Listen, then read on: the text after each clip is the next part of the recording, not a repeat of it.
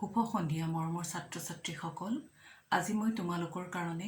ভাৰতীয় সংবিধানৰ ওপৰত এটা ভিডিঅ' প্ৰস্তুত কৰি আনিছোঁ তোমালোকে প্ৰথমৰ পৰা শেষলৈ ভিডিঅ'টো ভালদৰে লক্ষ্য কৰিবা বা চাবা সংবিধান কিয় আৰু কেনেকৈ সংবিধান কি আমাক সংবিধান কিয় লাগে সংবিধান কিয় লাগে বা কেনেকৈ প্ৰস্তুত কৰা হৈছিল তাক আলোচনা কৰাৰ আগতে আমাক সংবিধান কি সেই বিষয়ে জনাটো আৱশ্যক সংবিধান হল কিছুমান মৌলিক নীতিৰ সমষ্টি য'ত কিদৰে চৰকাৰৰ বিভিন্ন অংগসমূহ গঠন হ'ব এইবোৰৰ কাৰ্যাৱলী কি হ'ব এইবোৰক কি ক্ষমতা দিয়া হ'ব আৰু এইবোৰৰ লগত দেশৰ জনগণৰ সম্পৰ্ক কেনে হ'ব সেইবোৰ কথা পুংখানুপুংখৰূপে আলোচনা কৰা থাকে লিখিত ৰূপত থাকে সংবিধান লিখিত আৰু অলিখিত দুয়ো প্ৰকাৰৰ আছে ভাৰতৰ সংবিধানখন আটাইতকৈ দীৰ্ঘতম লিখিত সংবিধান বুলি কোৱা হয় ভাৰতীয় সংবিধানত 395টা অনুচ্ছেদ আৰু 12টা অনুসূচী লিখিত অৱস্থাত আছে এই সংবিধান শব্দটো ইংৰাজী কনষ্টিটিউশ্যন শব্দটোৰ অসমীয়া প্ৰতিশব্দ কনষ্টিটিউশ্যন শব্দটো লেটিন শব্দ কনষ্টিটিউৰিৰ পৰা উদ্ভৱ হৈছে ইয়াৰ অৰ্থ হৈছে গঠন বা প্ৰতিষ্ঠা কৰা এইখিনিতে আমি ক'ব পাৰো যে পৃথিৱীৰ প্ৰথম লিখিত সংবিধান হ'ল আমেৰিকা যুক্তৰাষ্ট্ৰৰ সংবিধান আৰু ইয়াত মাত্ৰ 7টা যিখন অতি সৰু সংবিধান মাত্ৰ 7টা অনুচ্ছেদ ইয়াত সন্নিৱিষ্ট কৰা হৈছে আনহাতে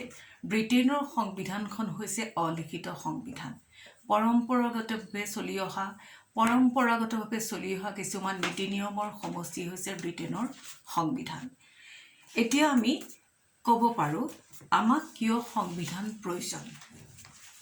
ৰাষ্ট্ৰ এখন সুচাৰুৰূপে পৰিচালিত হ'বলৈ হ'লে এখন সংবিধানৰ অতিশয় প্ৰয়োজন প্ৰত্যেক ৰাষ্ট্ৰৰে একোখন সংবিধান থকাটো অতিশয় আৱশ্যক সংবিধানক গণতন্ত্ৰৰ মূল আধাৰ বুলি গণ্য কৰা হয় বৰ্তমান যুগত গণতান্ত্ৰিক চৰকাৰকে উৎকৃষ্ট চৰকাৰ বুলি আখ্যা দিয়া হয় ৰাষ্ট্ৰ এখনত গণতন্ত্ৰ জীয়াই থাকিবলৈ হ'লে ৰাষ্ট্ৰ এখনৰ বাবে সংবিধান এখন অতিশয় আৱশ্যক যিখন লিখিত হোৱাটো বেছি প্ৰয়োজন আমাৰ সংবিধানখন ৰচনা কৰাৰ আগতে বিভিন্ন আলাপ আলোচনা বিভিন্ন অধিৱেশন বিভিন্ন মিটিঙৰ জৰিয়তে সংবিধানখন প্ৰস্তুত কৰা হৈছিল এখন খচৰা সমিতি প্ৰস্তুত কৰা হৈছিল যিখন খচৰা সমিতিত 7জন সদস্য আছিল আৰু সেই খচৰা সমিতিখনৰ সভাপতি আছিল ডক্টৰ বি.আৰ. আম্বেদকাৰ আনহাতে আমাৰ যিখন সংবিধান সভা আছিল সেই সংবিধান সভাৰ সভাপতি আছিল ভাৰতবৰ্ষৰ প্ৰথমজন ৰাষ্ট্ৰপতি ডক্টৰ ৰাজেন্দ্ৰ প্ৰসাদ এইখিনিতে এটা তোমালোকৰ কাৰণে কুৱেশ্যন আহে যে সংবিধান কি ভাৰতীয় সংবিধানৰ খচৰা কোনে প্ৰস্তুত কৰিছিল আৰু ভাৰতীয় সংবিধানৰ খচৰা সমিতিৰ সভাপতি কোন আছিল আৰু ভাৰতীয় সংবিধানখন প্ৰস্তুত কৰোঁতে যিখন সংবিধান সভা আছিল সেই সংবিধান সভাৰ সভাপতি কোন আছিল এতিয়া ভাৰতীয় সংবিধান বুলি ক'লে তোমালোকক অতি চমুকৈ ক'ব পাৰো যে সংবিধান হৈছে কিছুমান নীতি বা দলিলৰ সমষ্টি যাৰ জৰিয়তে ৰাষ্ট্ৰ এখন পৰিচালিত হয় দ্বিতীয়তে সংবিধান সভাৰ সভাপতি বুলি ক'লে আমি ডক্টৰ ৰাজেন্দ্ৰ প্ৰসাদ ইয়াৰ উত্তৰ হ'ব ভাৰতবৰ্ষৰ প্ৰথমগৰাকী ৰাষ্ট্ৰপতি ডক্টৰ ৰাজেন্দ্ৰ প্ৰসাদ আনহাতে ভাৰতীয় সংবিধানখন কোনে প্ৰস্তুত কৰিছিল বুলি ক'লে আমি এখন খচৰা সমিতিৰ নাম ল'ব লাগিব আৰু সেই খচৰা সমিতিখনৰ সভাপতি আছিল ডক্টৰ বি.আৰ. আম্বেদকাৰ বা ভীমৰাও আম্বেদকাৰ ভাৰতীয় সংবিধানত কিমানটা অনুচ্ছেদ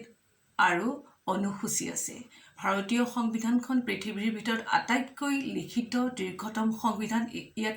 395টা অনুচ্ছেদ আৰু 12টা অনুসূচী আমি পাওঁ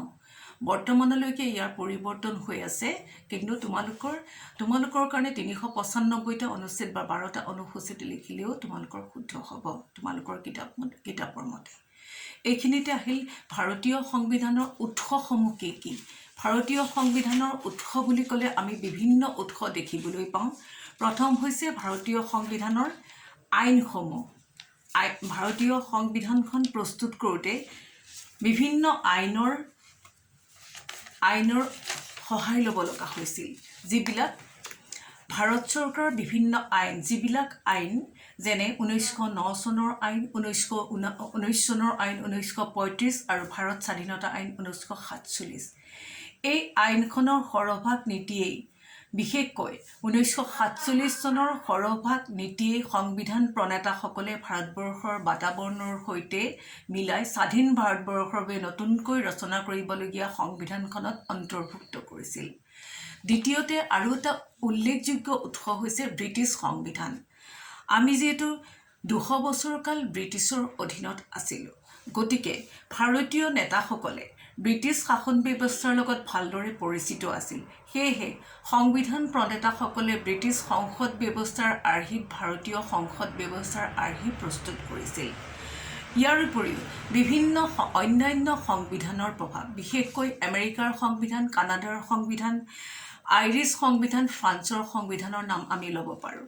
ইংলেণ্ডৰ সংবিধানৰ পৰা আমি সংসদীয় পদ্ধতিৰ চৰকাৰ ধাৰ কৰিছোঁ। আনহাতে আমেৰিকা যুক্তৰাষ্ট্ৰৰ সংবিধানৰ পৰা আমি মৌলিক অধিকাৰ বা ন্যায়পালিকাৰ স্বাধীনতা আদি ধাৰ কৰিছোঁ। আনহাতে ৰাষ্ট্ৰৰ নিৰ্দেশাত্মক নীতি আমি আইৰিছ সংবিধানৰ পৰা ধাৰ কৰিছোঁ আৰু স্বাধীনতা, সমতা আৰু ভ্ৰাতৃত্ববোধ আমি ফ্ৰান্সৰ সংবিধানৰ পৰা ধাৰ কৰিছোঁ। গতিকে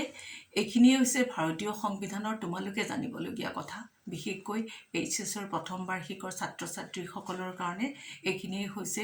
জানিবলগীয়া বা আৱশ্যকীয় কথা। তোমালোকে ভিডিঅ'টো প্ৰথমৰ পৰা শেষলৈকে ভালদৰে চাবা আৰু তোমালোকৰ বন্ধু বান্ধৱৰ লগত শ্বেয়াৰ কৰিবা আৰু মোৰ চেনেলটোক আগবঢ়াই লৈ যোৱাত সহায় কৰিবা। ধন্যবাদ।